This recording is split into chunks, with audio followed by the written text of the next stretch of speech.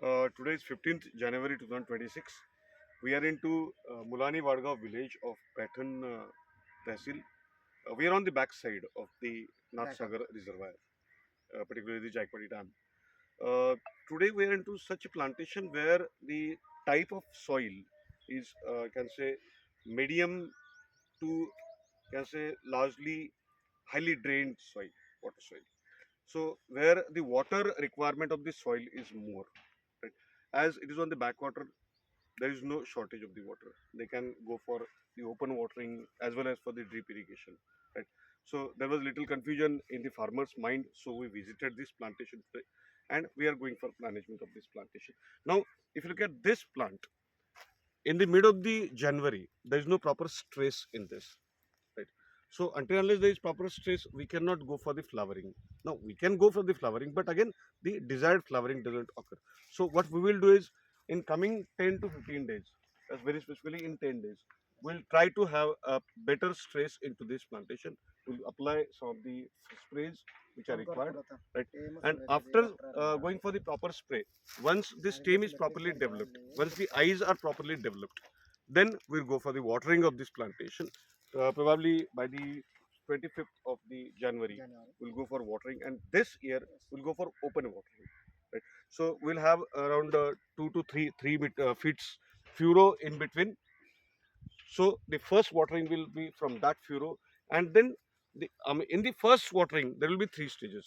Right. In first stage, we'll go for watering from the furrow. Uh, so we'll not allow the water to stagnate in this area. Right. Then after a gap of around 3 days, we'll go for watering from inside, right? Either we'll go for open watering in this, or we already have the drip irrigation into this, right? So here inline is there on this side as well on that side. So we'll have a third line in between, which will be a dripper line, right? And either the drip lines will be used for the watering, or initially for the first watering we'll go for open watering, but in the second watering or third watering we'll try to switch it on to the drip irrigation. At the same time, the drip irrigation system will help you in the fertigation. Now, before going for the first watering, here we'll apply the cow dung, properly decomposed cow dung. If it is not available, then we'll add decomposers later on. But initially, we'll put, can say, cow dung in, can say, in the vicinity of the tree, particularly around 3 to 4 feet away from the trunk. So in this area, we'll apply the cow dung, and then we'll go for rotator in this area. Right. Then after making the furrows, we'll start watering, and after 2 to 3 waterings, we'll add, can say, apply some of the decomposers from the drip irrigation.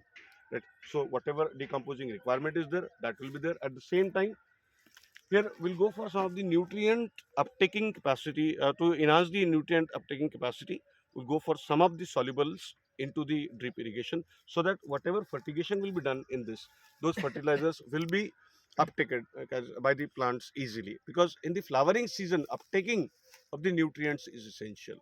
In majority of the soils, particularly the low grade soils, where the, can say, easy drainage of the water is there, here the uptaking capacity of the trees is less, and this is reflected even in the tree. Now this is around 6-year-old plantation. Right. Now what is expected in the 6 years is that here its storage capacity as well as the vegetative growth, it should be at least twice of this. Now it is not there. This indicates that probably the roots which are